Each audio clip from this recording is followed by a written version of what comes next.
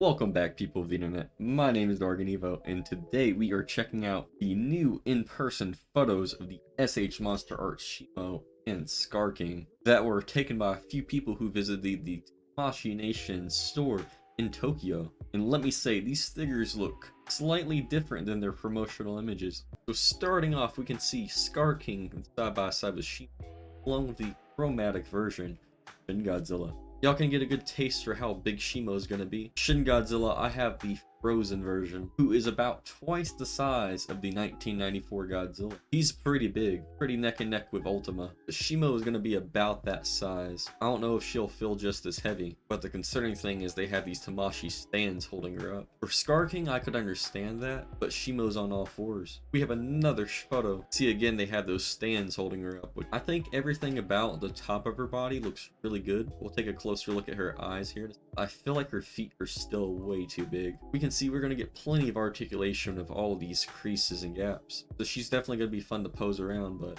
looking at Skar King, I actually really like his matte finish. I think this crystal might be looking a little funky. That's my personal opinion. But this blank expression right here looks pretty good, especially with the fact that he's got those glowing like eyes. Not that they actually glow, but they're not translucent. We can get another shot of Shimo next to Skar King. Comparably, I think they scale pretty well with each other, but that's also another caveat that the Skar King is bigger than the Kong figure, which is inaccurate. Right here, this is actually from the Articulation series over from their Twitter. This photo is a little brighter, so we can get a good look at the paint on Shimo. There are some other tones mixed in there, kind of like the 2019 Godzilla, but they're so dark that you can hardly see them. I feel like they should have applied more paint to her. Looking at her tail, it does look a little better there, not so plasticky. Then we have a close-up shot of Skar King, which I'm not sure how the Articulation series got these close-up shots, but maybe they let them peek in the cabinet. I'll have to agree, I think this face is suitable. It's a shame we didn't get a look at the other one that he comes with. And then following that trend of the close-up shot, we got a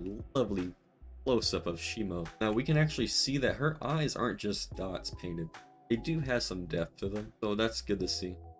There's also a little bit of pink scattered throughout those scales. And then we can see some nice paint along the edges of her mouth. And it looks like she may have an articulated tongue. The white paint actually seems to be pearlescent, which a lot of people thought it was just going to be a plain flat white. I think this is only going to be on these scaly sections on her legs, but we'll just have to see. Then we have a few more shots. This one here makes Skar King look just a little bit bigger, reinstating that her feet just look really awkwardly sized. There's hardly any separation to those toes. And then real quick for the people who care, we can get a nice look of that chromatic shin. I have the frozen shin, so it doesn't have this color running down. I kind of wish I got the pre-order in. It probably is still up. And then we have one more from a more front angle. This is actually really menacing. Love this paint app. I missed out on the Godzilla -1, so of course I had to pre-order the minus color variant. This makes me a lot more hopeful that the minus color variant of Godzilla -1 is going to be just as good as this one. I know not everyone's going to be happy with this figure. Definitely overpriced, but definitely let me know what you guys think down in the comments. My name is DargonEvo, and as always,